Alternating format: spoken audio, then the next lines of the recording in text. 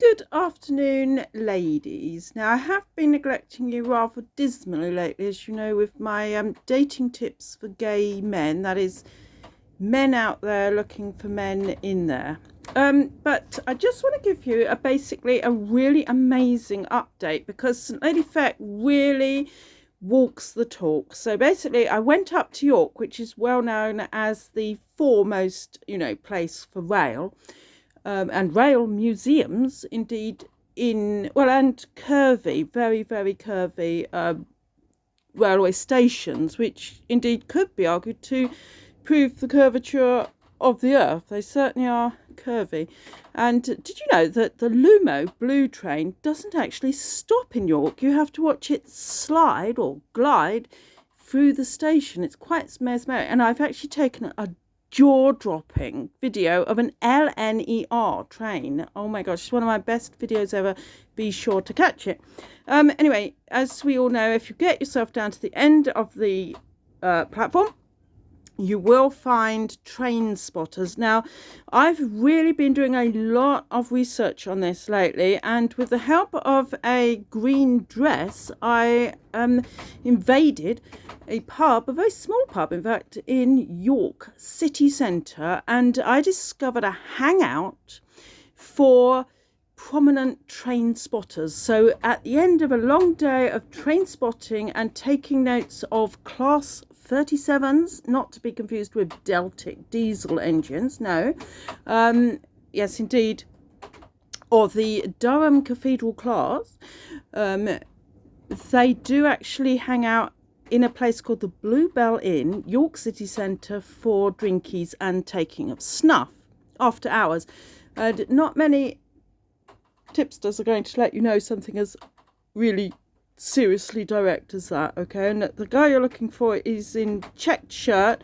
He looks like a 1920s gamekeeper, and he, in fact, he's called Tom, and he works at the Rail Museum, and he is, I believe, Britain's premier train spotter. I mean, he knows every fecking thing. So when I said about the Green Goddess, because everyone was calling me the Green Goddess because I was wearing this dress, he said, oh yes, she was built to the lines of 1/3 of the Flying Scotsman. And if you want to see the Flying Scotsman, she's in York tomorrow morning.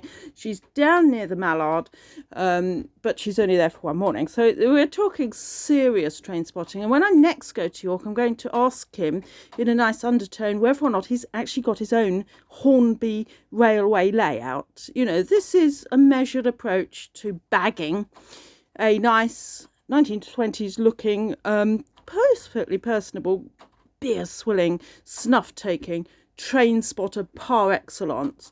And don't forget, this warmer weather will be quite good for bird watchers, but really we're looking into late October for them, when the migrants start to arrive from other places.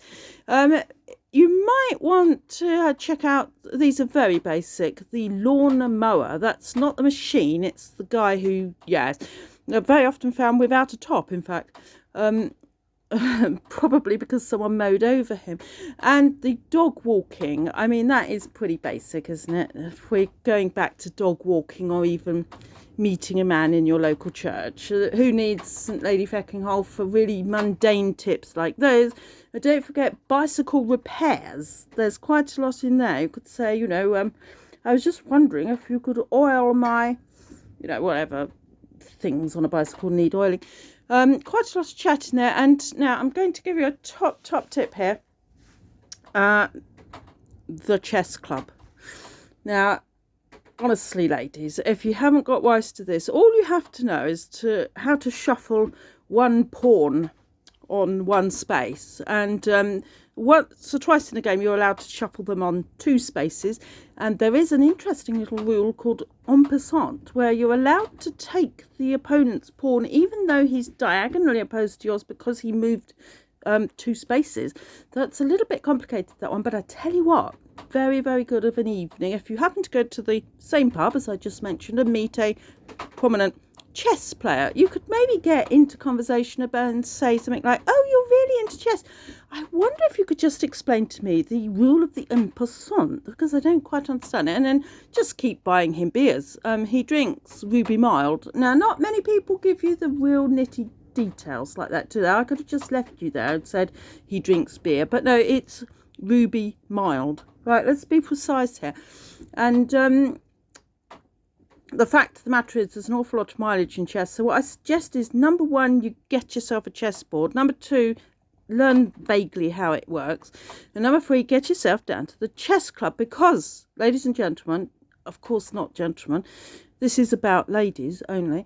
Ladies, chess clubs are haunted by notorious bachelors, all of whom are desperately hanging out for a wife and need a little bit of help with their pawn structure. And so, you know, if you can't bag yourself someone reasonably decent from the local chess club, I really don't think there's any hope for you at all. I mean, the other thing to do is to work out what the other bachelors in the pub are thinking about. Now, obviously, when you're wearing a green dress, they're thinking about your boobs or your bottom. Probably not your bottom, because you're sitting on it and I can't see it. So the way in which I move into their sort of zone of conversation is I talk about cricket, and then there's a fair chance they either like cricket or they hate it, you know, and so you've really made rapport there very quickly. On a weaker note, you could say something like, I do like your tie, but I think you'd look better in a cravat, a line used by a certain young friend of mine, which I thought, you know, lacked basic decorum, but it wasn't bad for, you know, for an understudy. And then there's also my one, which was quite good. I use this when I'm disapproving someone. Good gracious, look at your shirt. I mistook you for a blue collar worker there for a moment. And then he comes out with, well, I sort of am a blue collar worker because I work at the Rail Museum. And that really kills the conversation stone dead. And I move over towards the Kent-hating cricketers of Yorkshire. And what's the other one? Well, I mean, honestly, ladies, seriously, if you want to keep the conversation flowing, never be afraid to follow St. Lady Feck's lead and just say, oh, do you want a beer? I'll get them in. And then they tell you that they want a ruby mild, and, you know, you gather up the pint glasses and go and get a ruby mild or two. Okay? It's not difficult. And I tell you what, this is my top tip, and you're going to thank me for this one. If you want to bag your man, you get in that pub early, or at the same time as them, and you match that man drink for drink. Ladies, if you can't drink your way through 6 pints of mild over the course of, say, 3 pubs, I think you might be looking at the bird watcher or the teetotalitarian churchgoer type of man, because if you want to get in there with the big boys, you've got to be a pretty big girl yourself. You need to fill that green dress. And I would recommend, actually, on these occasions, possibly foregoing the stiletto heels.